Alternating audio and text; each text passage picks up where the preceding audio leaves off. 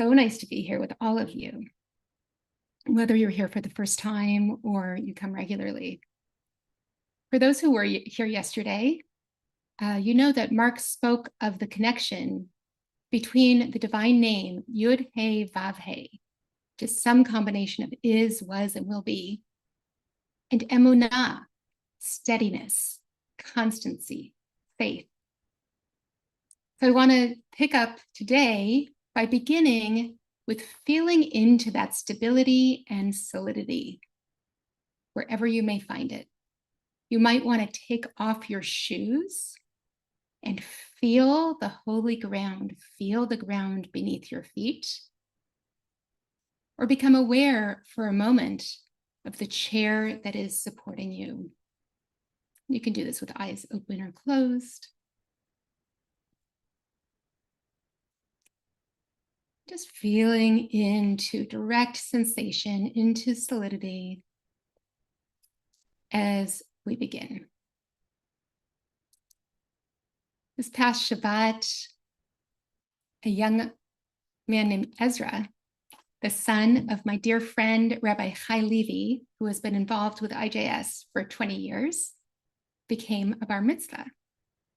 And Ezra spoke of the divine name that God reveals to Moses at the burning bush in last week's Parsha, Eheyeh Asher Eheyeh, related to Yud He Vav He. It means I will be what I will be. And I usually think of this name as the divine aspect of becoming, of transformation, or perhaps creativity, which might be exactly what the stuck, enslaved Israelites needed in Egypt and what we need today: transformation, creativity, becoming. But here's what 13-year-old Ezra said about this name of God. Eheyeh Asher Eheyeh, I will be as I will be. What kind of answer is that? That wouldn't make me very confident. The whole name seems to be talking about uncertainty. Uncertainty. Perhaps the last thing I would add that we want from our spiritual tradition in difficult, frightening moments like those in Egypt or those that we have today. We yearn for certainty, for steadiness, and for solidity. Sometimes we can find it, and sometimes we really can't. And Ezra pointed to a connection made by Rashi between this name, Eheyeh Asher Eheyeh, and the divine promise of presence. Eheyeh imach, I will be with you, precisely in the uncertainty of this moment of transformation, a promise that God makes a few verses earlier. While we may or may not be able to access steadiness or solid ground in moments of uncertainty, of Eheyeh Asher Eheyeh, we may be able to find strength and comfort simply in presence, in Eheyeh imach, whether it's human or divine. On Sunday, the day after the bar mitzvah, I attended a Zoom gathering of the Sulcha Project, in which Israelis, Palestinians, and Americans simply were present with each other, simply listened to each other as each spoke of what was challenging for them in this moment and what gives them hope.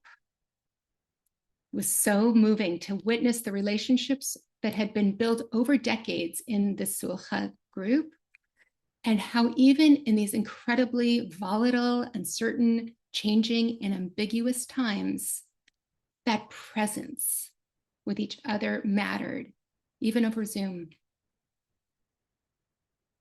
The Israeli poet Zelda talks about that presence, that Eheyeh imach, not as solid ground, but as a thin beam of light, a kav ha'or, that the Zohar suggests sustains and animates the world every day. And so if we can go to the source sheet, the Zelda, please. Thanks. Okay. So she writes, when I was little, I wanted to live in a house made of iron.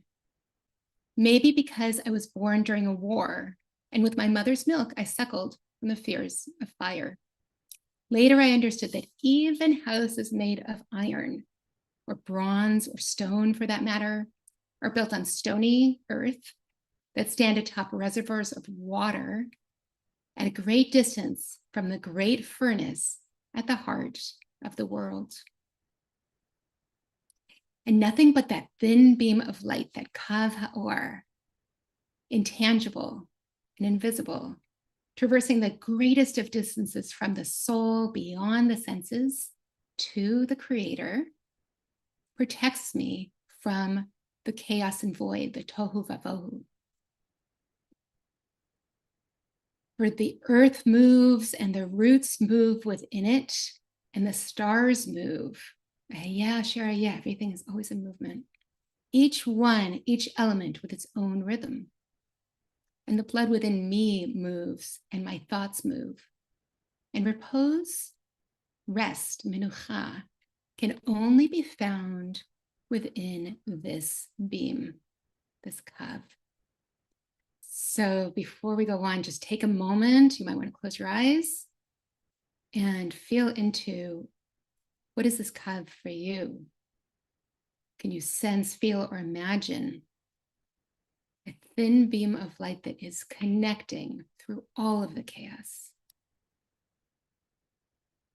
And then she writes, sometimes, however, there is concealment, turning away hastarat panim, and turning away of the face, and the thread breaks.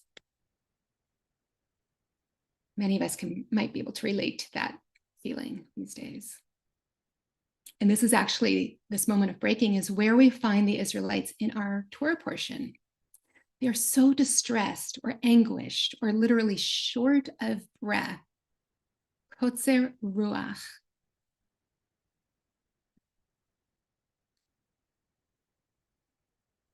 That when Moses tells them that they will be freed, they can't hear it. They can't take in God as ne'eman, as steadfast, or God as ehyeh imach, that presence, whether it's a thin dynamic beam of light or something more substantial. And as I read this passage yesterday, in which this conversation, it's the continuation of what Mark was sharing with us, and it's at the bottom of that second page. I noticed that although God tells Moses, I have heard the moaning of the Israelites, I witness what the Israelites are going through. The words that Moses is instructed to actually relay to the people are simply what God will do. We know these words from the Seder. I will free you, I will deliver you, I will redeem you. But what's missing from that which is conveyed to the people is, I have heard you, I am with you. And I would suggest that this is how the kav, the thread of connection, breaks. The disconnection happens when we don't feel heard. We feel alone, frightened, in a state of kotzer ruach where we can't hear. And Aviva Zornberg says that to hear is to open oneself up to vulnerability, change, contingency, to open to ehyeh asher ehyeh, to becoming, to transformation, to the unknown. And liberation and creative solutions to difficult, seemingly impossible problems require this openness. But in a state of kotzer ruach, it is just too scary. And often we don't feel heard by the divine, heard by others who are also in their own state of kotzer ruach. But through our practice, we have the opportunity to restore that kav, that thread of connection, and perhaps with it, the tikva from the same root, the hope. In meditation, we listen deeply. We give ourselves the gift of presence, of Eheya Imach, through our own loving, compassionate, spacious, divine awareness. The tight places in our body and breath, the physical manifestation of our fear and anxiety, are awakened and are allowed to move or unfold in their own unexpected, unpredictable, nonlinear way. Eheya asher ehyeh. So let's sit with eyes closed or soft. Again, feeling feet on the ground, the support of the chair. Places where we can feel some solidity. And also allowing softening. Softening of the shoulders, of the jaw, of the eyes and their sockets, of the forehead. And listening, bearing witness to our own dynamic breath.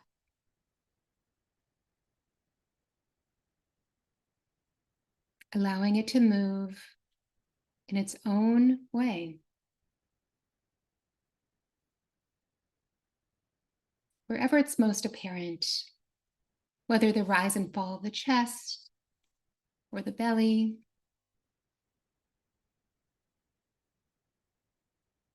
just finding repose, finding rest in the breath.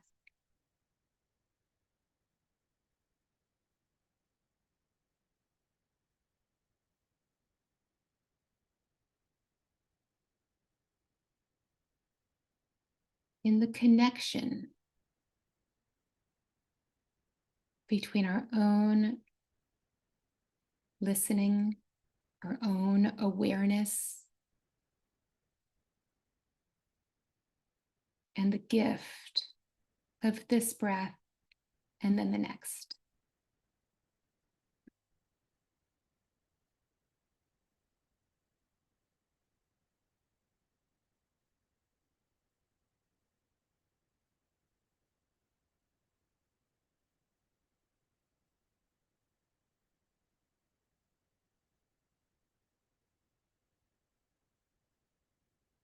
We'll sit like this for a few minutes, just with the breath.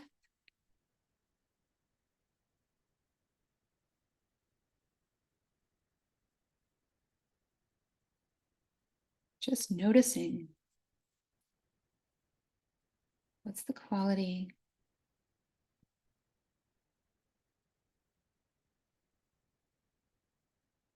Is there a sense of shortness or spaciousness?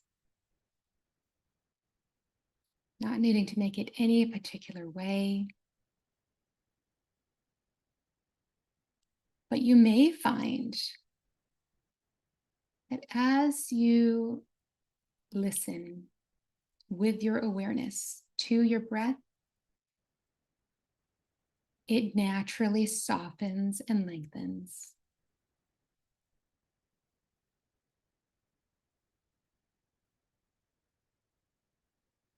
And if not, that's okay too.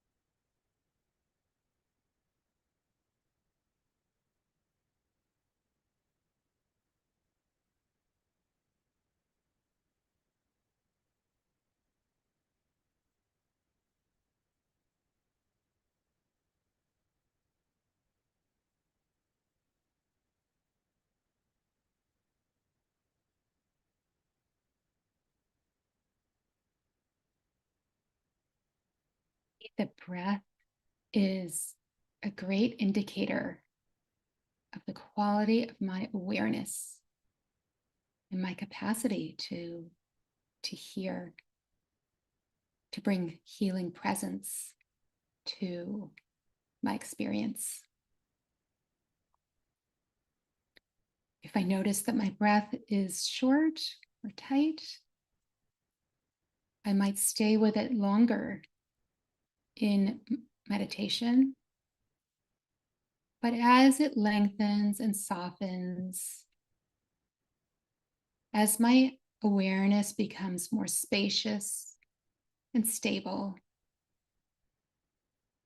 I might open my field of awareness to include whatever is most apparent in my direct sensory experience.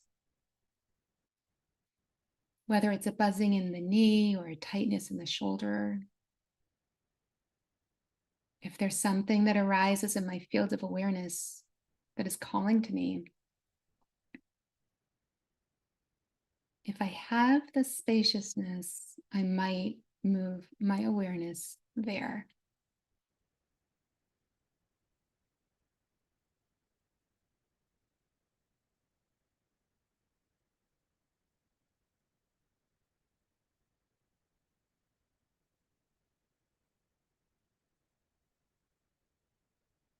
Knowing that I can come back to the anchor in my breath. If I get distracted or my breath gets tight,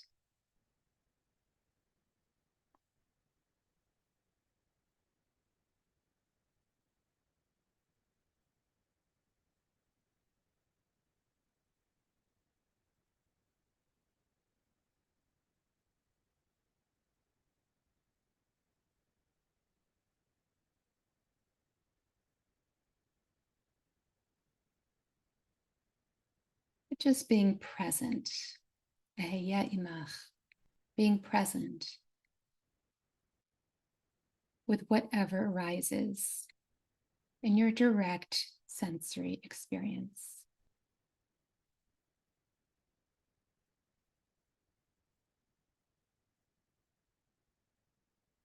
And if a strong emotion arises, I invite you to investigate, is there a place in your body, in your direct sensory experience,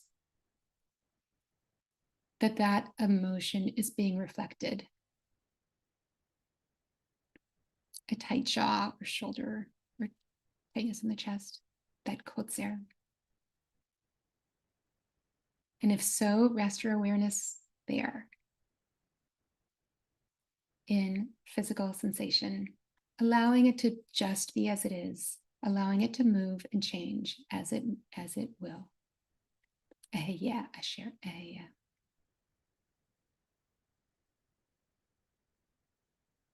We'll sit for another 5 minutes like this.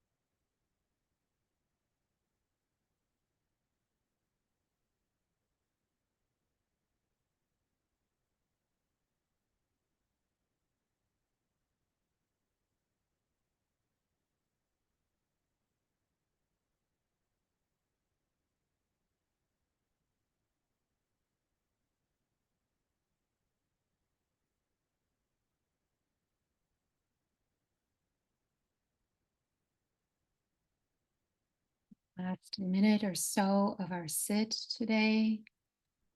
If you'd like, you might return to the breath, resting your awareness in this breath and then the next. Perhaps receiving each breath as that intangible, invisible kav, line, thread of connection that Zelda spoke about.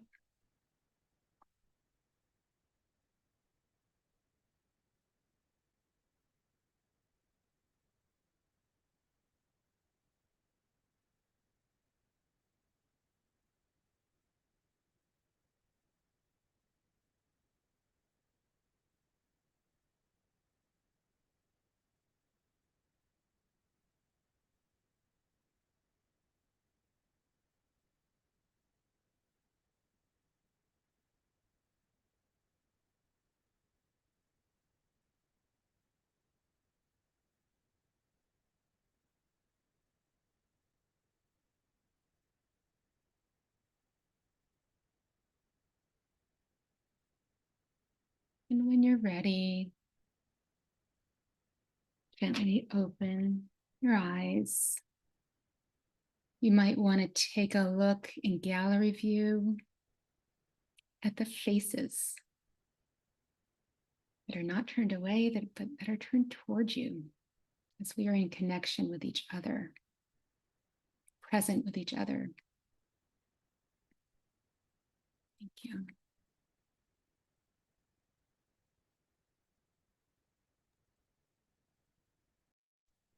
Thank you so much, Margie. We will have a chance to have some questions and answers and response and conversation in a moment, and I hope you'll stick around for that. If you need to leave us, we wish you Tzeitchem l'shalom, farewell, and hope you'll join us again tomorrow, same time channel, or whenever you can join us.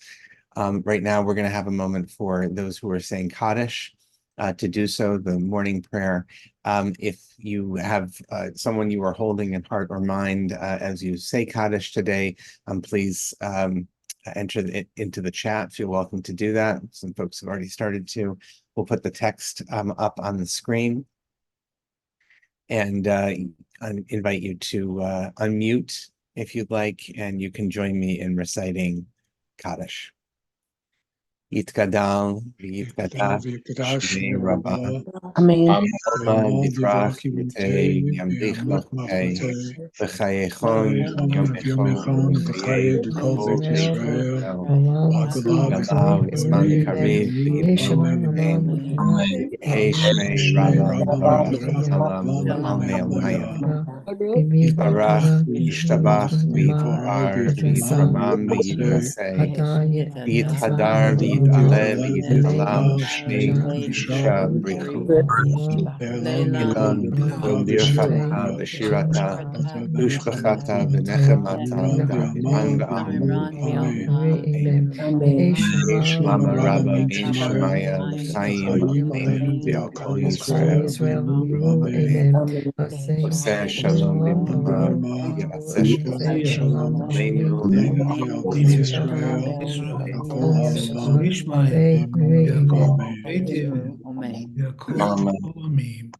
Amen. Amen.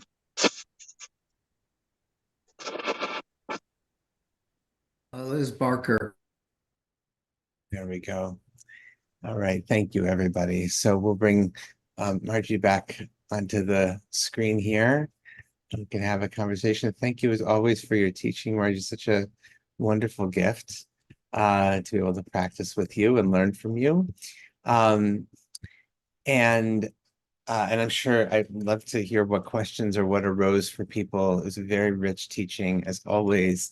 Something that I thought about that was coming up for me was just how important I think it is. You were really giving us inviting us into a practice that I think a lot of people have trouble with sometimes, is like going to the hard places, right? That it's not, meditation isn't about escape, isn't meant to be about it. It can be that. I mean, anything can be, but sometimes, I know I'll speak for myself, that like meditation can be a form of, oh, I want to just enter this space and not have to deal with, the hard stuff and just feel comfortable.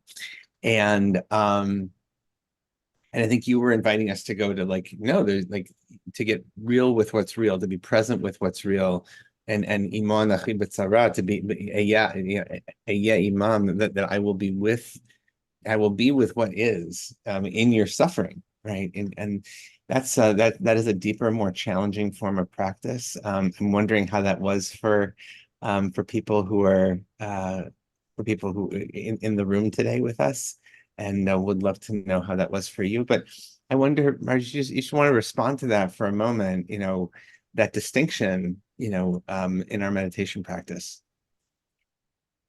That's a great question. Thank you, Josh. So I think what you're saying is so important, that meditation is not about escape. It's about presence, and it's about strengthening, as Sylvia Borstein taught me, it's about strengthening our capacity to be with whatever is true in our direct experience. And for me, this teaching that shows up in our Torah portion around Kotzer Ruach has been enormously helpful, because sometimes when I'm listening to the news or I'm in a conversation with somebody who has a different opinion than I do these days, my breath gets short and I'm not able to hear. And that's a moment when being with the hard stuff isn't going to be as productive or as useful, and can actually be re-traumatizing. And so that's a moment, if I have the choice, where I might step away, where I might turn to the anchor of my breath and allow it to soften and lengthen, where I might change the channel to folk music or to classical music or something, let my system relax, and then come back to the news. But that for me, this teaching that the quality of our awareness, which is reflected in the quality of our breath, matters in our capacity to show up, has been just really, really helpful. Because when we do come with that spacious, stable awareness that is able to hold all of it, that's when that part of ourselves feels heard, right? And we're able to relax and soften into that. And then that, for me, that is precisely what allows me to then be present with, to hear more, whether it's the news or somebody I'm talking to.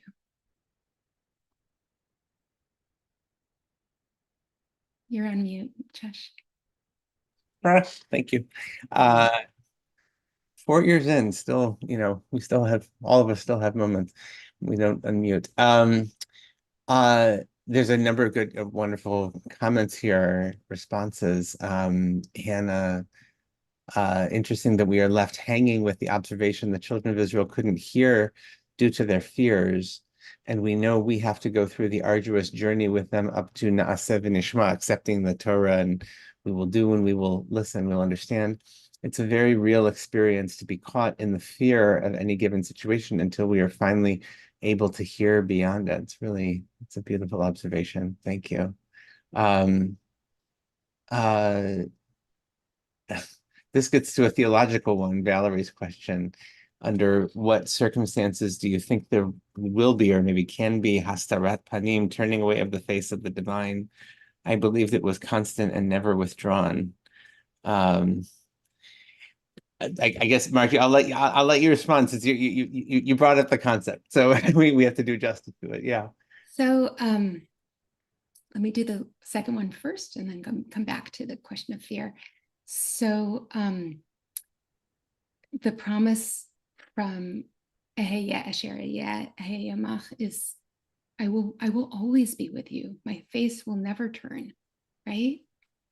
And the question is, if that feels true to us, then the question is, how are we able to hear, to sense into, to feel that divine presence, the presence of those of the other, right? So that it's not that there's actually a turning away of the face, perhaps, but that it's about, can we take it in? And what does it feel like? Does it feel like that rock solid, steady place that Mark was talking about yesterday? Does it feel like that thin, intangible kav ha'or, the thin thread? It might feel different in different moments, right? There's a beautiful, my favorite part of the Zohar talks about the different faces of the divine, and that Ein Sof, the place of oneness in the divine, is constantly beaming this joyous, loving presence, seeing.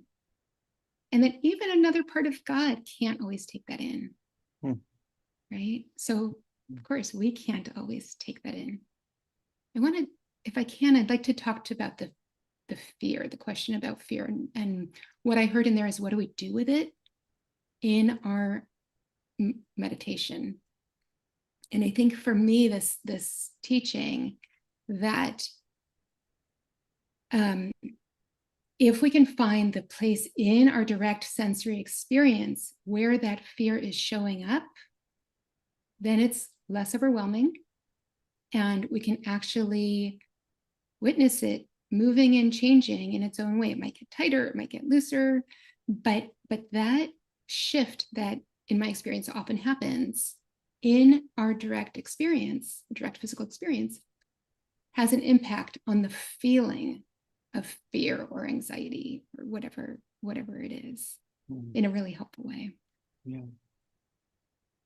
Cheryl asked the question to just remind us the name of the organization that you mentioned before. Okay, and Jet just put it in, right? Silcha Peace Project. Do you want to say a little more about that, Margie? Sure. So some of us know Dr. Malila Hellner-Eshed, who has been teaching the IJS rabbis for many, many, many years. And she was one of the founders and board president of the Silcha Project. So it's a project that is very dear to us. And for 25 years, they have been gathering Israelis and Palestinians in person when they can, and just hearing each other, singing together, sharing food, right? Being present with each other. And since October 7th, they've been meeting weekly for those who have been able, and just to, in the midst of all of this, really be in connection, be hearing each other. Yeah, and I think, just to to bring out the undertone here. I did my podcast this morning is also about Kotzer Ruach, actually, because that Rashi is, it's a gimme for anybody in the meditation business. It's almost irresponsible not to teach that Rashi this week. And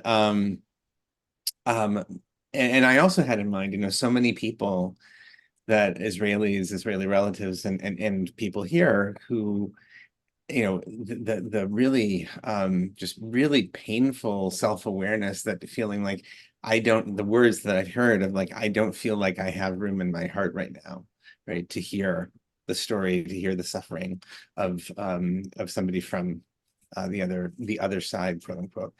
And yeah, and just acknowledging the reality of that's true in their experience. And I know in my own, I struggle with that myself, as you're talking about. And so just the work of, this organization and others that are trying to maintain faces turning towards one another, and being in dialogue. Just I've come to appreciate how much mindfulness practice and meditation work is just foundational for bridge building and peacemaking, and it feels very far off right now, farther than it's felt in a very long time, but just how important that is. And so just underscoring that, and huge respect and thanks to Malila and everybody else who's involved in that, in the organization. So Yeah. And it's, this is a practice of compassion and truth telling, right? And so we're cultivating the capacity to be with difficult truths, to be more compassionate for others. But in the process, I think we need to have compassion for ourselves and be truthful with ourselves about where we are in a particular moment. So to know that we're not always going to be able to show up with spacious, stable awareness for everything, and to know when it's time, when it's physically possible, to go back to the anchor of our breath, to go back to putting our feet on the ground, to go back to listening to classical music instead of the news for a few minutes. That is actually wise action.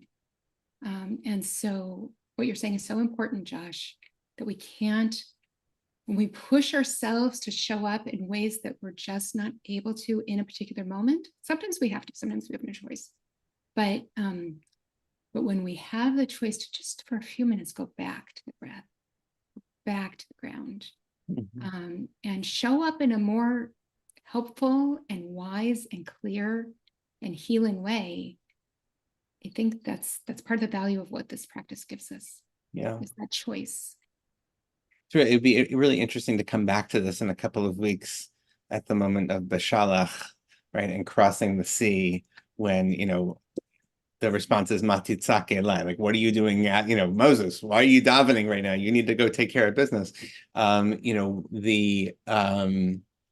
Yeah, that question of sometimes it's also just the time to put your feet on the ground and moving, right? Yes.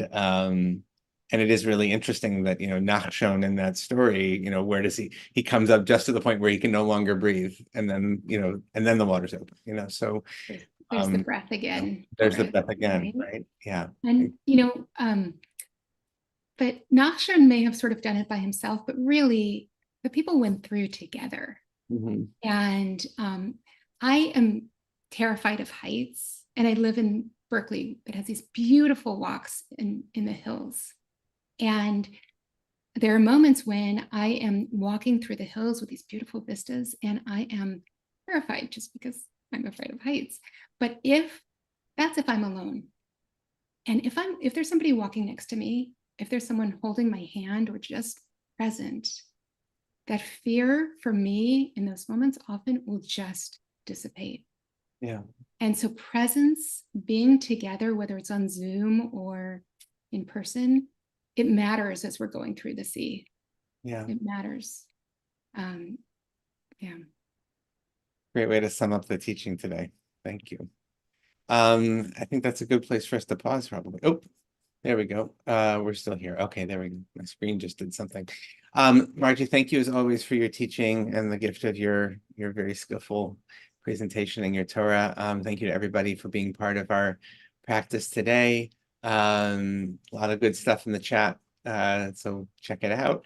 And also ways to be in touch with Margie as well about your coaching and your teaching with the Jewish Studio Project, which is a really wonderful organization out of the Bay Area that's doing amazing work at the intersection of spirituality and the arts. And thank you everyone. We'll be back here tomorrow, same time, same channel. So thank you.